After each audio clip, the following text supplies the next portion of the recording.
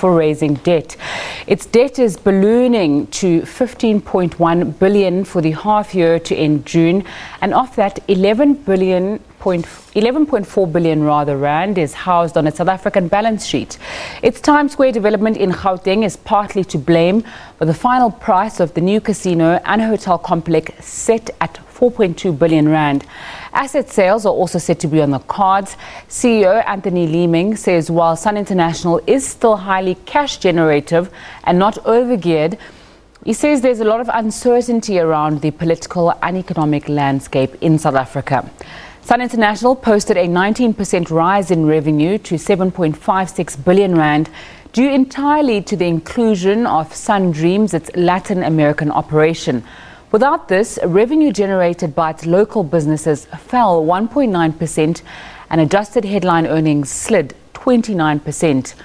And because of this, no interim dividend was declared.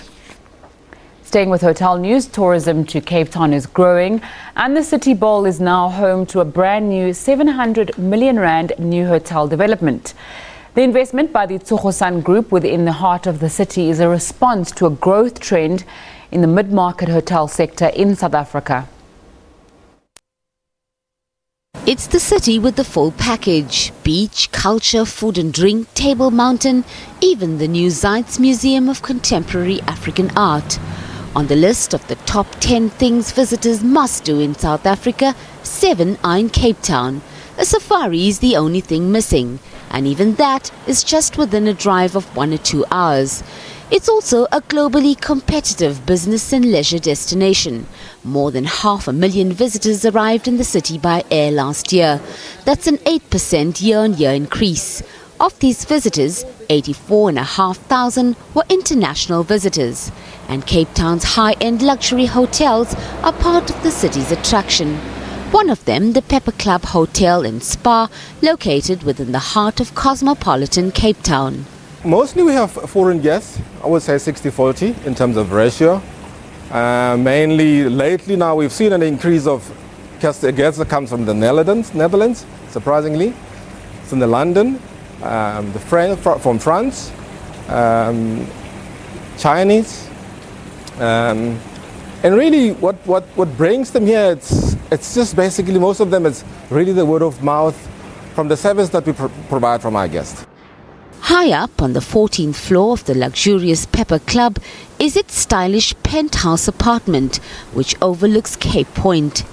It'll set you back 40 grand a night, and you get to soak up the famous Lion's Head and Table Mountain right from your balcony. The Pepper Club's been nominated for 3 2017 World Luxury Hotel Award categories. A weak rand means foreign visitors can afford this kind of luxury and exclusivity.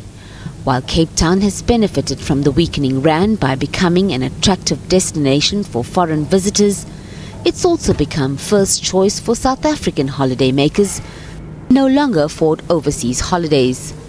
With the domestic market growing, Tsogo Sun saw the gap and developed 2 brand new economy hotels in the City Bowl. There is a need for an economy sector, and I think people are asking for, can we have an economy hotel? It doesn't need to be full service, but it needs to be luxurious in terms of the offering, the awesome bed stay. So your bed experience is important, your food experience is important, and so is, just having a bar on the rooftop. That's really a value add. But certainly from an economy sector, I think based in the city centre is exactly what was needed. You also have this the rejuvenation of the city, and I think that Bree Street, if you look at Bree Street, it's a hive of activity. So you've got nightlife that when you come to Cape Town, you've got to go to Bree Street. The restaurants are vibey and trendy.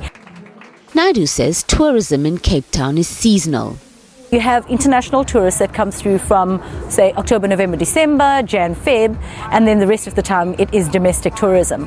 I think this hotel is going to definitely attract 3 different types of individuals. You're going to have the businessmen that are going to be staying at the property Monday through to Thursday. The property then converts into a leisure brand, and so you're going to have leisure tourists, which is your domestic tourists with their families staying on a Thursday, Friday, Saturday, as an example. close to December, we're going to also have an impact of leisure tourists into the property. The Sun Square Hotel has 5 banqueting and conferencing venues, a fitness centre, a trendy casual dining offering and the 14 stories rooftop bar and pool with views of the harbour, Lion's Head, Signal Hill, Table Mountain and the stadium. Cape Town's creative industry is booming. The city now boasts Africa's largest contemporary museum of modern art. It's also a prime location for high-end international movies. And it's here where the decor and fashion industries are happening. These 2 brand new hotels in the city centre, as well as a host of other high-end and budget hotels, coupled with a range of B&Bs and Airbnbs, cater for every kind of tourist. Like the millennial thinker, ready to check out Cape Town's hip art and culture scene. Likely to check in at something like a Shanti Lodge in Sea Point. It's an in-between a backpackers and a B&B. Homely and clean, visitors stay for as little as 250 rands. That's just $18 a night for its mostly foreign guests. It's just a 10-minute drive from the CBD and Shanti Lodge is close to both the beach and Greenpoint Stadium. More international people, more conscious travellers that are also on a budget, but also people that like meeting new people. You know, we have lots of communal areas, so people don't just sit in their rooms like a hotel and, you know, don't socialise and meet new people. So that's pretty much the type of people we come. Mostly foreigners, but we do have a lot of locals, especially now, like with the Cape Town Marathon. We get all the people that come here for the big events. Cape Town Mayor Patricia de Lille is excited about the city's development. There's this organic growth within the city of Cape Town. Because of our history of being multicultural, cosmopolitan city, very rich and diverse cultures, and I think diversity is our strength. We signed the first city-to-city agreement between New York City and Cape Town on building our tourism market. And that is good for us because we are trying to build the tourism market but also to attract more investment into our city because we are very close to securing a direct flight between New York and the city of Cape Town. According to PricewaterhouseCoopers Hospitality Outlook for 2017 to 2021, Cape Town is the dominant tourist attraction in South Africa. With 2 months to go to December, it's clearly looking like it's going to be a rocking festive season in the mother city. Hasina Katrada, SABC News, Cape Town.